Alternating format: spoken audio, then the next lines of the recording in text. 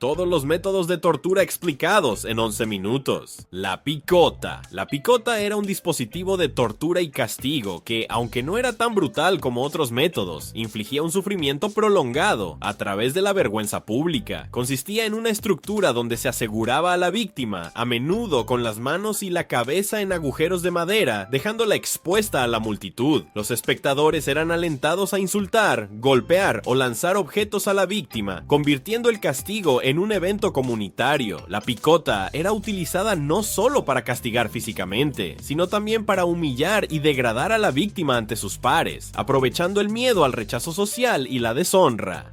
El toro de Falaris. El toro de Falaris, también conocido como el toro de bronce, era un dispositivo de tortura que transformaba el sufrimiento en un espectáculo sonoro. Este método consistía en una estatua de bronce en forma de toro, dentro de la cual se encerraba a la víctima. Se encendía una hoguera debajo del toro, calentando el bronce hasta niveles extremos. La víctima, atrapada dentro, gritaba de dolor mientras era literalmente cocida viva. Los conductos de sonido dentro del toro estaban diseñados para convertir los gritos de la víctima en sonidos que imitaban los bramidos de un toro, creando una macabra música que deleitaba a los torturadores. Este método no solo causaba una muerte horrible, sino que también se utilizaba para intimidar y disuadir a otros potenciales criminales. El cangrejo de hierro. El cangrejo de hierro era un dispositivo utilizado para infligir un dolor insoportable en la cabeza de la víctima. Consistía en un casco de metal ajustable que se colocaba sobre la cabeza. A medida que se giraban los tornillos, el casco se estrechaba gradualmente, comprimiendo el cráneo de la víctima. Este método causaba un dolor extremo y a menudo resultaba en fracturas craneales o daño cerebral permanente. La sensación de la presión implacable y la incapacidad para escapar del casco convertían a esta tortura en una de las más aterradoras de la época.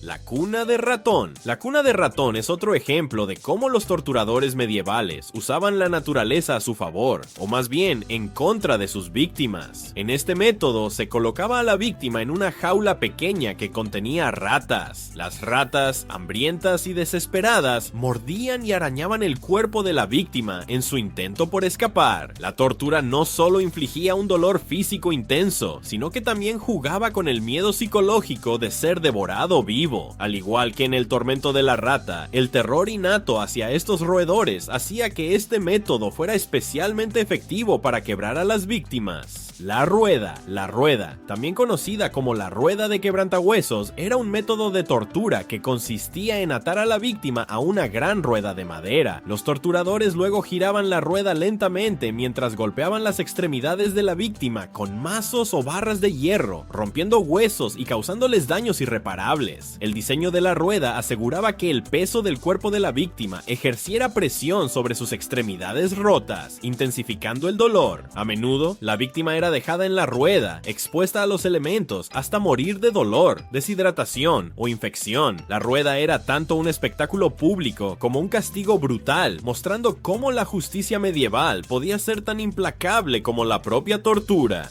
Deprivación sensorial. La deprivación sensorial implica limitar severamente los estímulos mediante el uso de máscaras, capuchas o celdas oscuras y silenciosas. Esta falta de estímulos causa desorientación, ansiedad, alucinaciones y psicosis. La deprivación sensorial provoca un sufrimiento psicológico intenso y quiebra la voluntad de la víctima, dejándola vulnerable a la manipulación. Los efectos en la salud mental pueden ser duraderos y severos, afectando profundamente la capacidad de la víctima para pensar y reaccionar con claridad. Este método se utilizó en diversas cárceles, incluyendo la infame prisión de Guantánamo, y muestra cómo el aislamiento sensorial puede ser tan devastador como el dolor físico. Submarino seco. El submarino seco es una variante del waterboarding, pero sin el agua. Consiste en colocar una bolsa plástica sobre la cabeza de la víctima y cerrarla herméticamente, induciendo una sensación de asfixia. Este método provoca un pánico extremo y un sufrimiento físico agudo debido a la falta de aire, aunque rara vez deja marcas visibles. El submarino seco es una forma de tortura psicológica y física que puede causar traumas duraderos y graves efectos en la salud mental de la víctima. Waterboarding. El waterboarding es un método que simula la sensación de ahogamiento. La víctima es atada en una mesa inclinada con la cabeza más baja que los pies. Se le cubre la cara con una tela y se vierte agua sobre la tela, provocando una sensación de asfixia y pánico intenso. Aunque rara vez deja marcas físicas permanentes, el waterboarding causa un sufrimiento psicológico extremo. Este método ha sido utilizado por la CIA de Estados Unidos durante interrogatorios y es un claro ejemplo de cómo el miedo a morir puede ser tan efectivo como la tortura física. La ducha escocesa. La ducha escocesa es el tipo de baño que te hace desear no haberte ensuciado jamás. Este método de tortura consiste en alternar agua extremadamente caliente y fría sobre la víctima, causando un shock térmico. Las quemaduras, la hipotermia y el dolor agudo eran solo el comienzo. La imprevisibilidad del tormento y la naturaleza extenuante del método buscaban quebrar la voluntad de la víctima. Así que la próxima vez que pienses en darte una ducha fría para despertar, recuerda que hay peores maneras de hacerlo.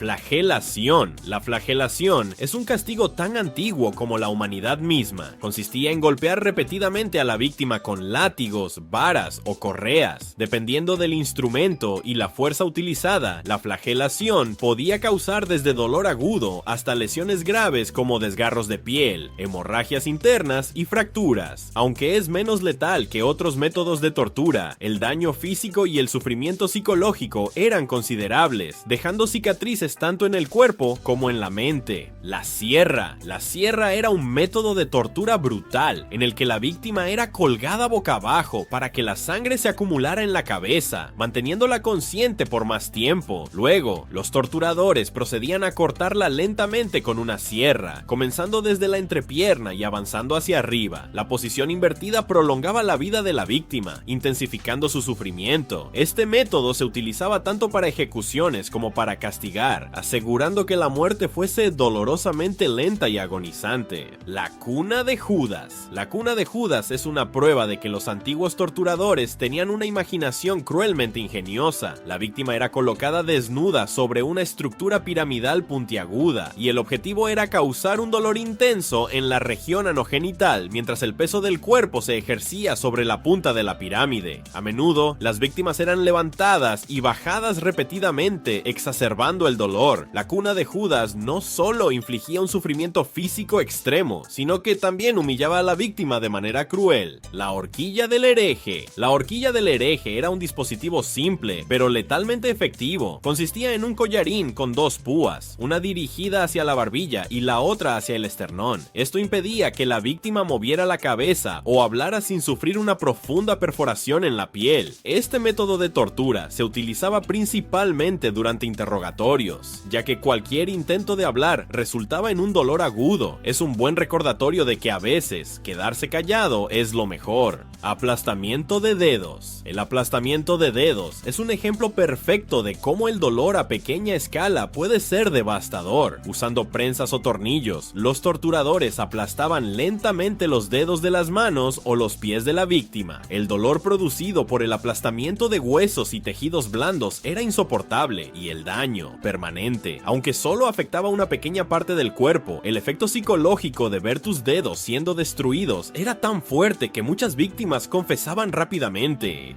Descoyuntamiento. El descoyuntamiento, también conocido como estrapado, es lo que sucede cuando llevar la flexibilidad al extremo sale terriblemente mal. En este método, se ataban las muñecas del prisionero detrás de la espalda y luego se le levantaba del suelo con una cuerda, causando la dislocación de los hombros. El dolor era excruciante y los daños permanentes. A pesar de lo horroroso que suena, esta técnica era común para obtener confesiones rápidas. Después de todo, pocos pueden mantener su resistencia cuando sus propios huesos se dislocan.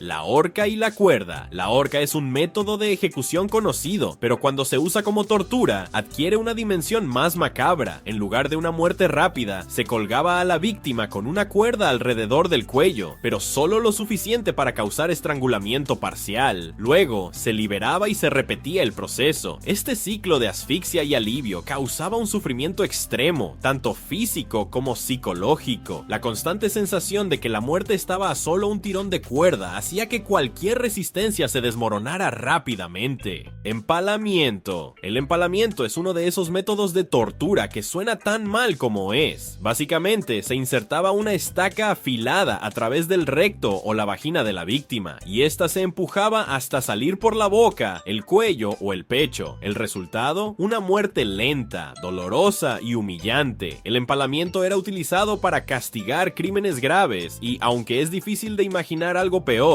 la realidad es que este método dejó una marca en la historia por su brutalidad. No es una forma de sentarse que recomendaría.